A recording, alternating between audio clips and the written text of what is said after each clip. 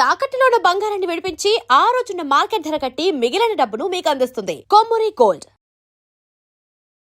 నమస్తే, నేను ముఖేష్. ఈరోజు మనతో పాటు ఉన్నారు ఆస్ట్రాలజిస్ట్, జెమాలజిస్ట్, న్యూమరాలజిస్ట్, వాస్తు ఎక్స్పర్ట్ తనుష్క గారు. నమస్కారం మేడం. నమస్కారం అండి. మీరు ఇటీవలే ఒక వ్యక్తికి ఉద్యోగం రావట్లేదని చెప్పేసి చిన్న రెమెడీ చెప్పారట, అది వెంటనే సాల్వ్ అయిందట. ఒకసారి ఆ కాలర్తో నేను మాట్లాడాలనుకుంటున్నాను. తప్పకుండా అండి. ఒకసారి నాకు కాల్ చేసి ఇస్తారా? ఓకే అండి. హలో సార్, నమస్కారం అండి. నమస్కారం మేడం. సార్, అదే ఇప్పుడు ప్రోగ్రాంలో వచ్చినాను. ఇక్కడ మనం అసలు మీరు మీ బాబుకు జాబ్ వచ్చిన విషయం ఒకసారి సార్కి ఎక్స్ప్లెయిన్ చేయండి మీరు. Okay madam. ఓకేనా? 1 మినిట్ అండి. నమస్తే sir, good afternoon. Good afternoon sir. నమస్కారం సార్. ఎస్, మీరు తనుష్క గారి దగ్గరికి ఎప్పుడు అప్రోచ్ అయ్యారు? మీ బాబుకి ఎన్ని రోజుల నుంచి ఉద్యోగం లేక ఎదురు చూస్తున్నాడు? వెంటనే మేడం దగ్గర పోయిన తర్వాత ఎన్ని రోజుల్లో ఈ విషయం సాల్వ్ అయిపోయింది? సార్ చెప్పకూడదు కానీ మేడం దగ్గర వచ్చిన తర్వాత మాకు చాలా మేలు జరిగింది. ఓకే. మేము మా అబ్బాయిది ఎంఎస్ అయిపోయిన తర్వాత 1.5 year ఎంతో చాలా స్ట్రగుల్ పడ్డాము. ఓకే. దాదాపుగా మా వాడు డిప్రెషన్ కన్నా టైప్ లో వెళ్ళిపోయింది అన్నట్టు అది. ఓకే. అయితే అనుకోకుండా మా వాడి ఫ్రెండ్ ద్వారా మేడం గారి గురించి తెలిసింది. ఓకే. వెంటనే మేడం గారికి అప్రోచ్ అయ్యాము. మేడం గారి షిఫ్ట్ చేశాము.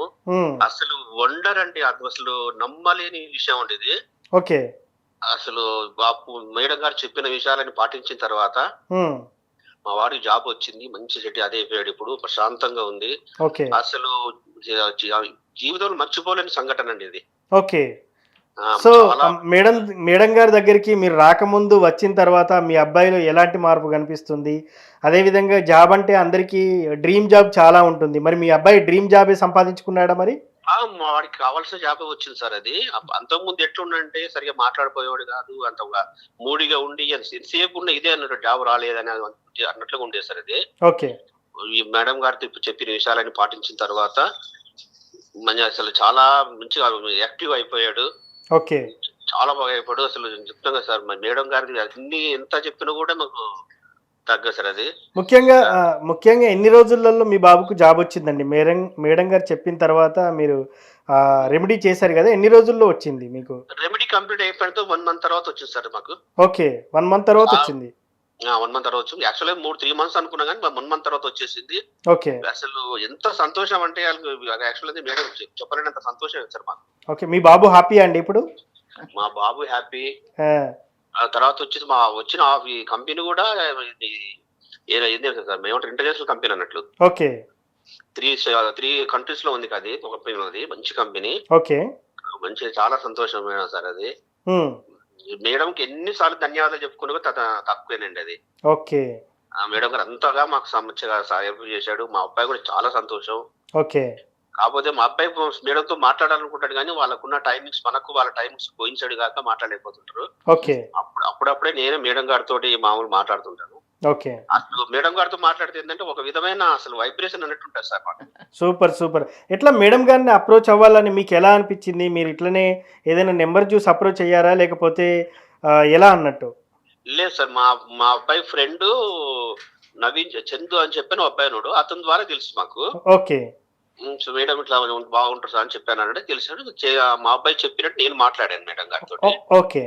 మేడం గారు మాట్లాడి రిక్వెస్ట్ చేస్తే సరే మేడం గారు టైం తీసుకొని మాకు ఇవన్నీ చెప్పారు. రెమెడీస్ కానీ అన్ని పద్ధతులని చెప్పారు. అవి ఓకే. ఖచ్చితంగా పాటించాము. అది ఓకే.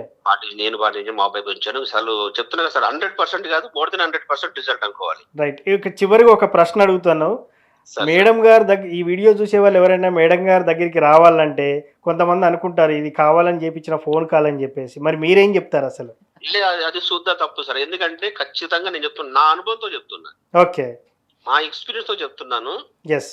అది లేదు సార్, మనం నిష్ఠగా పాటిస్తే ఖచ్చితంగా ఫలితం అనేది ఉంటుంది సార్. అది ఓకే. నేను ప్రతి ఒక్కరికి నేను రికమెండ్ చేస్తున్నా సార్. ఎస్.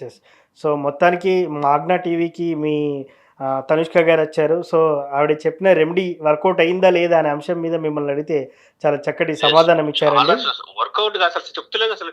ఎన్నిసార్లు కృతజ్ఞత చెప్పుకున్నా కూడా మేము తక్కువే సార్ అది. షూర్ అండి, తప్పకుండా. Thank you.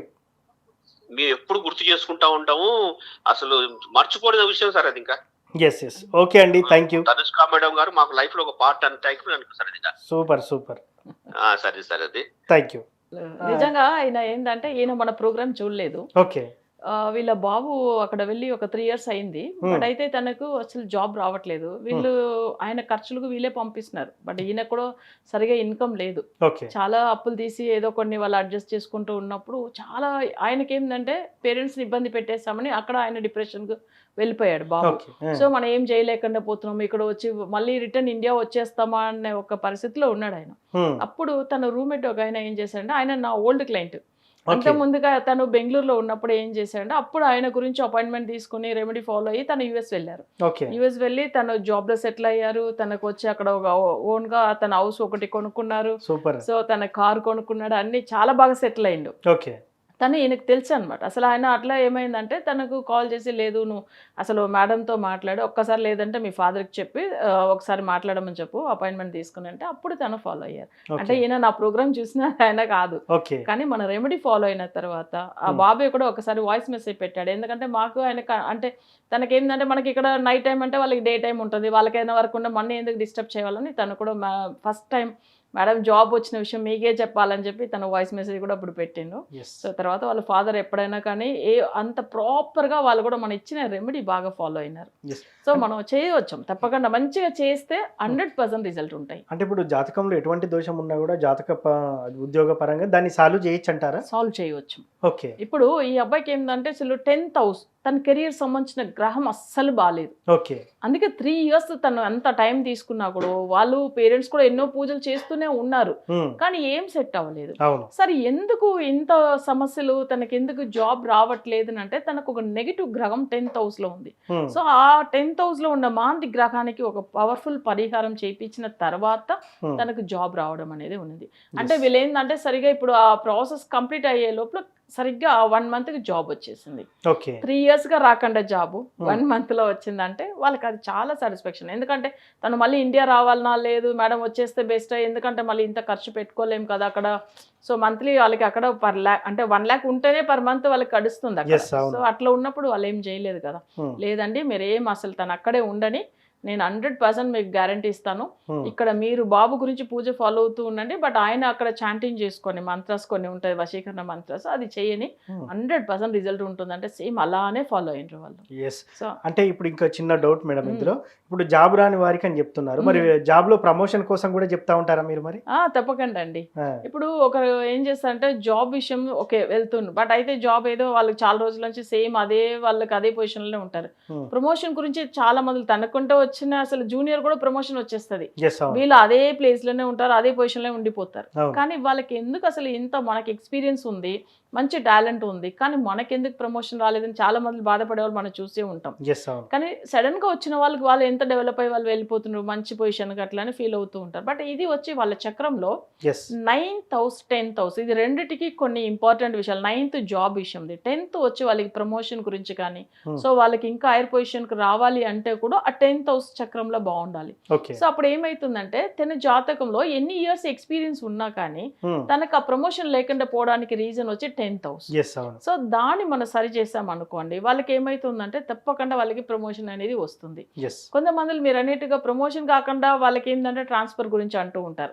సో మాకు ఇప్పుడు ఫ్యామిలీ ఒక దగ్గర ఉంది, మేము బయట దగ్గర జాబ్ ఉందండి, బట్ మాకు ఫ్యామిలీకి దగ్గర వెళ్ళాలని అనుకుంటాం, అట్లా అని చాలా మంది అది కూడా అడుగుతారు. సో అది కూడా జాతక రీతిగా సంబంధించిన జాబ్ని వాళ్ళ ఫ్యామిలీకి సంబంధించిన స్థానం 2nd హౌస్. ఇది వచ్చి వాళ్ళకి చక్రంలో నెగిటివ్గా ఉంటే వాళ్ళు మాక్సిమం వాళ్ళు జాబ్ విషయంగానో లేదు వేరే ఏదైనా వర్క్ మీద బయటనే ఉండాల్సింది ఉంటుంది.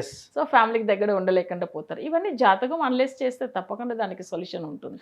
మొత్తానికి జాబ్ రాని వారికి మీరు ఒక రెమెడీతో జాబ్ తెప్పించాను మేడం, ప్రత్యక్షంగా మన కాలర్ ద్వారా విన్నాం. So I'm very happy. ఇట్లా ఎవరైనా నిరుద్యోగంతో బాధపడుతుంటే నచ్చిన జాబ్ కోసం మీరు మిమ్మల్ని అప్రోచ్ అవుతే ఖచ్చితంగా ఒక మంచి రెమెడీ చెప్పి ఉద్యోగం వచ్చే అవకాశాలు చూపిస్తారని అనుకుంటున్నాం మేడం. థ్యాంక్ యూ అండి. సో అదేవిధంగా తనుష్క గారిని మీరు ఏమన్నా వ్యక్తిగతంగా కలవాలనుకుంటే మాత్రం డైరెక్ట్గా ఈ నెంబర్కి కాల్ చేసి అయితే నేరుగా మేడంతో మాట్లాడవచ్చు. Thank you.